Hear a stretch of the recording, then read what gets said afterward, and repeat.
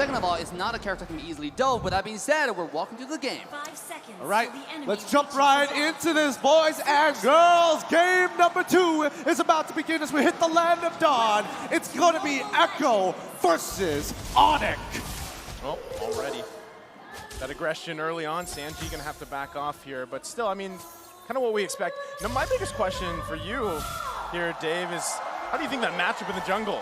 The matchup in the jungle, it's Chao versus Hayabusa, right? Hayabusa's not gonna kill a Chao. At the same time, Chao is gonna be kind of hard to kill Hayabusa, right? If Hayabusa didn't want to kill. It's all, I don't think Hayabusa's gonna target a Chao, neither Chao probably gonna target a Hayabusa in the team fight. Most of the time, we're probably gonna expect Kairi onto the goal lane, try to target a Benny QT, because that's what Haya does best. Even at the EXP lane, if you trade on the side lane with a Haya jungle, you're actually gonna be losing because Haya now with a losing HP side lane, they can come to either side and take a free kill. Okay, so what does that mean? Like, if we're talking about resources in Onic's particular position, are they just going to keep focusing the gold lane? Because I do feel like at the end of the day, mid lane control is going to be key for both sides. Yeah, here we go on the bottom side. A little bit of trade already. Oh, Kairi did, okay, he didn't have the level 4, unfortunately. Uses the shadow kill on the minion. I think it was, he thought he would have it, and the timing would have been perfect, but unfortunately, it just didn't work out for him. Literally 0.5 second difference there. A literal 0.5 second difference. But so far, just a lot of engagements on that bottom side, and Benny QT kind of struggling in this lane. No, I gotta say, in the early game, you saw how much support Yaoi is giving to the bottom side. Make sure Benny QT have an easy time. Because they expected Hayabusa to gank the bottom lane, right? And sure enough, Hayabusa came to the goal lane, visited, unfortunately, a little bit of misplay there and have to dash away. But dude, this already shows you how much focus will be put on the bottom lane. First turtle coming up, and it seems like Team Onic is making a setup. They are just mirroring each other really, really well. A lot of pressure on that top side, but Turtle's being taken by Call TZ. I'm not sure they're going to do anything about it. Yep, Black Dragon form committed. Real world manipulate 2. There's Farson with the feathered airstrike, and Kairi sweeps in, takes the turtle from the hands of Carl TZ. There's the way of the dragon. They're going to be looking for Keyboy. They push him back further. Flickers out. Keyboy survives. Oh my goodness! Never mind. Yaoi with a play. First blood going over to Echo. I felt like Onic kind of did Keyboy dirty there. If I was in Kairi's position, I'm screaming at Keyboy, I'm sorry, brother. You gotta pull him away from that turtle. And that's exactly what he did. Yo, CW. Yo, CW, calm down. Let's not get into trades without mana here. Oh my god, what an interesting trade over there on the top side. I actually thought Keyboy would get away there, you know, but beautiful play from Yaoi. Despite the respect that Keyboy give to Yaoi in the beginning when we read the quote, it doesn't matter. You know, on the battlefield, it's going to be serious gaming. Not only that, but the fact that Kairi went in and took that turtle from the hands of Carl TZ, this is kind of what you can expect when a Hayabusa is played. There you go, Carl TZ with the way of the dragon will be looking for a kill here. Sanji going to be in trouble too. Keyboy still quite low. Yaoi falls. Do they chase in Sans though? Benny QT's there. He's going to be unleashing. The damage is there as Sans now falls into the river. I hate it. I hate it when Benny QT does that. It feels like he's baiting his team out, and then all of a sudden it's like, don't worry, I'll get the gold back. I'll make it worth your time. Wow. I always do it. But Benny QT currently ranks first in terms of KDA. Man's got 10.4 KDA. How does he do it? 10 kills per game, right? That's what KDA means, right? That's the ratio. This guy, I mean, if you get 2 deaths, that means you're getting like, what, 20 kills that game? I mean, this is M4 stats right here. It's not even real. Speaking of not real, bottom side. Might be charging up once again. Yaoi gonna find Keyboy. Can't get the stun that we was looking for. You're gonna have to back off for now. Also, Sans making his way to the bottom lane. They might be looking for a play here if they can, but Echo Philippines gonna know what's up. They try to retreat here. They know Keyboy might be looking for that divine judgment. They're gonna go ahead and give up part of the turret here. He's gonna get stunned. Yaoi could be in trouble. Still gonna focus on it. CW looking to get the turret. They hold on for it now. Spirit not gonna connect here. Yaoi now charging up, but the way of the dragon, Kairi took the turtle again, but eventually goes down, is punished, and on the bottom side, Benny QT and Yaoi gonna be in trouble. It's CW with a massive play, and Yaoi can't get away from that, as Onic Esports grabs multiple wins cross map. Still gonna be working. Here's Carl TZ, CW bobbing and weaving. Carl TZ taking too long, gets stunned. What a play from CW! He's so nuts. He's so hot right now. What an adjustment from hitting Benny QT to switching targets to know that he'll penetrate him perfectly through Yawi to kill Benny QT, outplaying Carl TZ. What more can you say about CW? What an absolute beast. What an absolute beat. This must be a Moscow dream, a paradise. I mean, like, you don't expect Moscow to do this well. I think this is the second time Moscow got ever picked on the M4 stage, and it did so well, and such a brilliant pick, because we talk about it's the only character that can rival carry in the late game, and it do so well against all the engages coming out from the side of Echo. Now, this pick, this character already have so much items. Look at CW, right? He's at 202, and if this scales even further, it's gonna be so scary for carry. Let's take a look. Kyrie is ranked first in gold per minute with 773 gold. Just massive achievements here for Onic Esports members. Like you mentioned, it's scary for carry, but hold on, it could be scary for Sanford. He goes in! Sanji able to get CW, but Sanford will go down in the jungle. Kyrie's still on the hunt, but can't find Sanji. Yawi gonna jump in. Do they engage? Keyboy looking for a Divine Judgment play, but can't find it.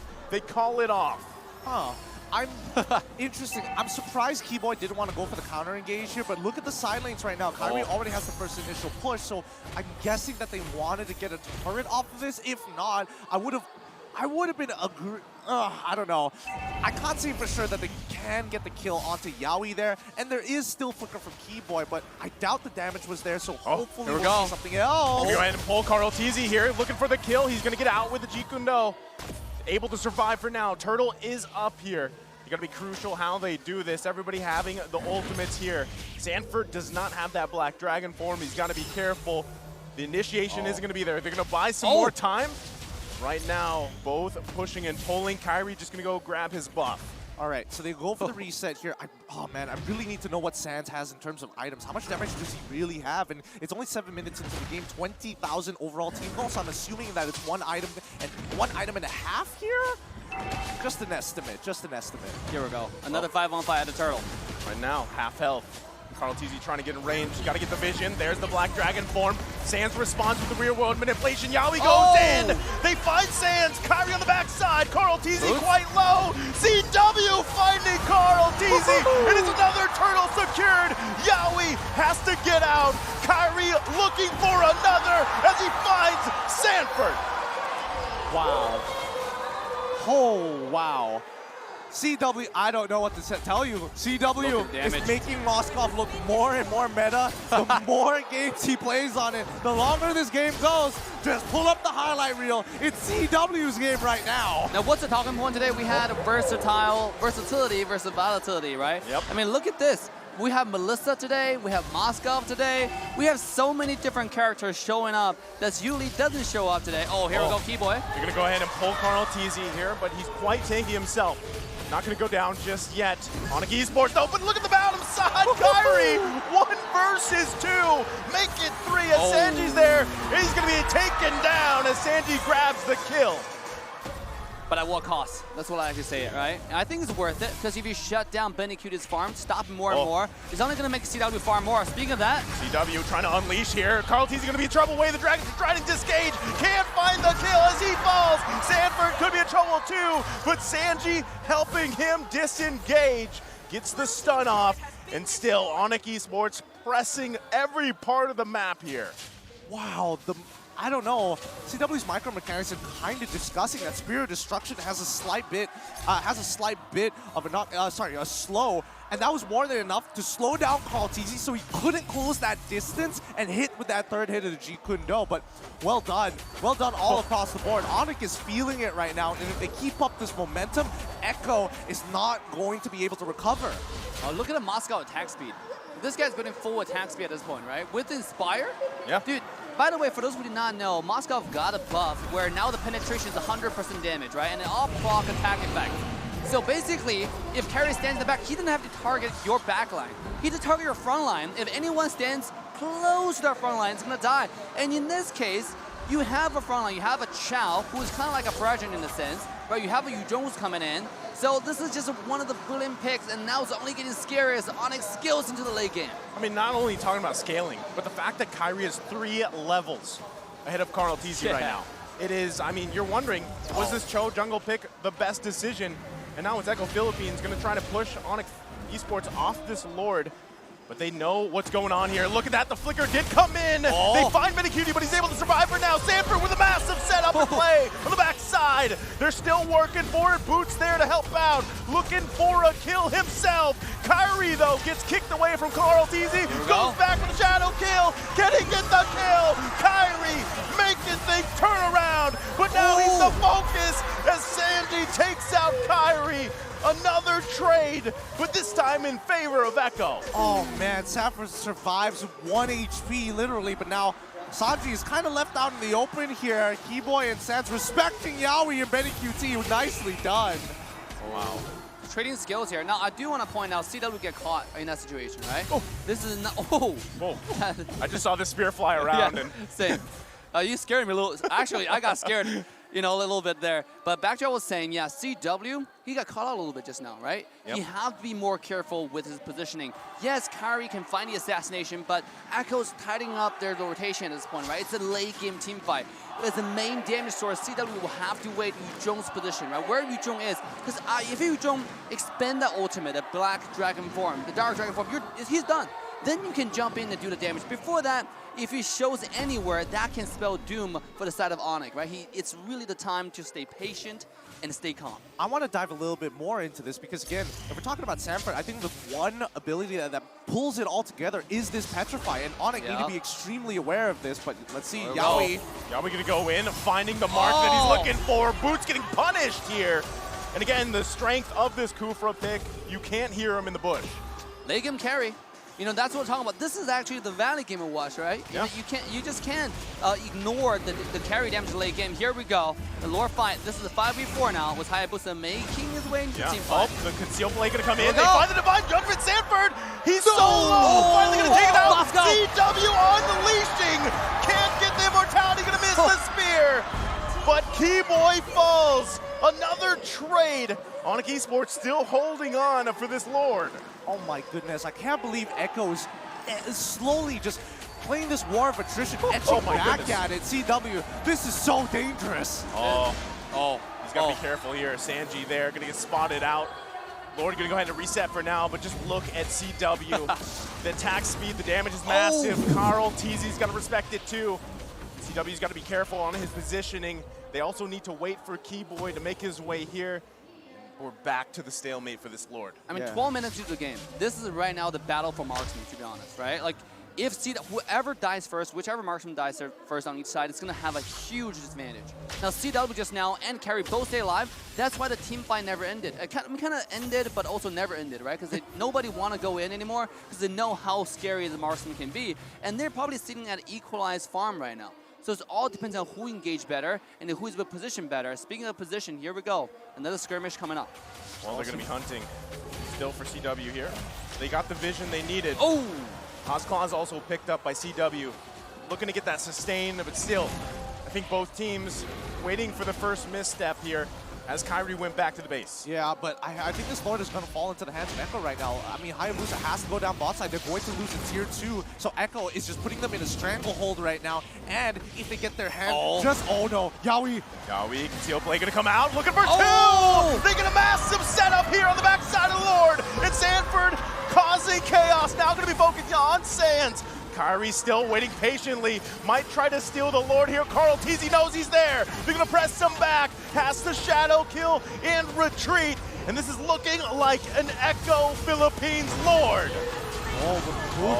Boots, what are you doing, my guy? Gonna come down, Boots still trying to make something out of it. He gets Minicutie, but he goes down, but they're falling to the backside. Kyrie finds another. And now Carl Teasy gonna get cut off here. Sanji there as well. Sands and Kyrie. The flicker's gonna come out, way of the dragon to follow. Kyrie, can he look for Carl Teasy? As he does.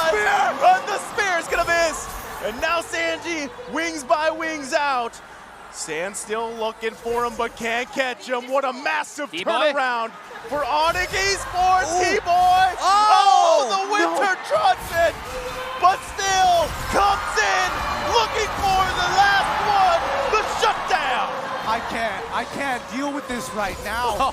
The foresight of these teams. Onic, despite getting caught out first, despite giving the Lord over to Echo, they thought their plan out, even past the death timer. This is insane. It's so scrappy from both sides, but just how the players from Onic are playing in tandem individually with some of the members, it's just ridiculous. We're taking a look at the items here, right? Two marksmen that both attack speed marksmen, building almost exactly the same with the exception of Hasquall. But look at the jungle differential here. You know, the Hayabusa is sitting at 10,000 gold compared to a 7,000 gold Chow. I mean, legit at this point, KarTZ has about the same farm as Yaoi. You know, and that's not really a good sign. That's not a good sign, Dave. You know, I mean, it's a struggle. That's what we're seeing. This is why I questioned this when we jumped into this game. You know, the two jungle matchups here, how would that evolve throughout the game here?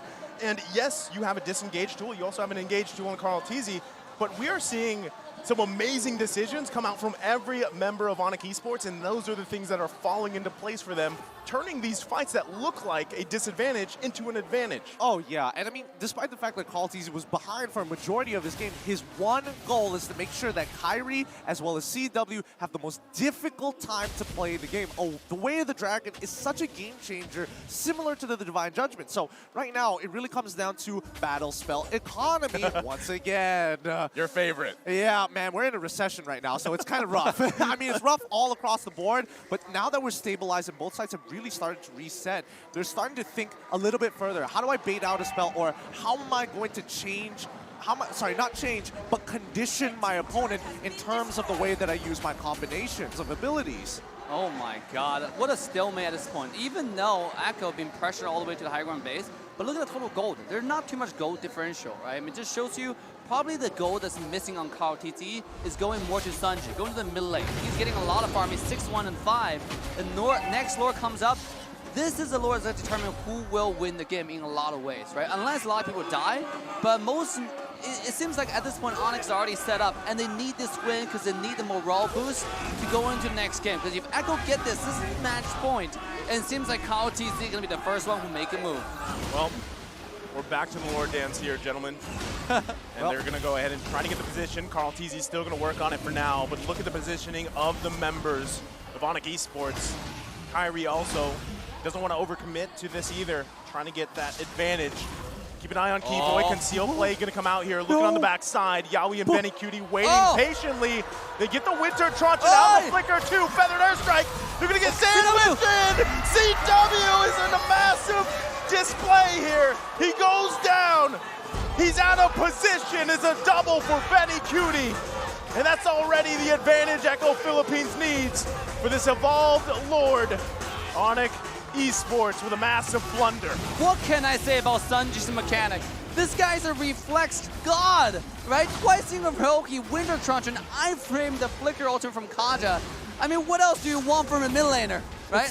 When you dodge the most important ultimate in the entire game with a single button, you are a god, and that's what Sanji is in this game. Look, I don't know, but this game is making me drink my water with my pinky up because it's so high class, it's so refined. Every single decision, I mean, you're seeing it real time. How precise the flickers are, the initiations, it's just all falling into place here. But with that Lord secured by Echo Philippines, Onic Esports is going to have to be on the defense once again in this game number 2. Don't you wish to have a mid laner like Sanji in your ranked games? Oh yeah, that's me, dude. That's literally him. That's literally Naisu playing Gord.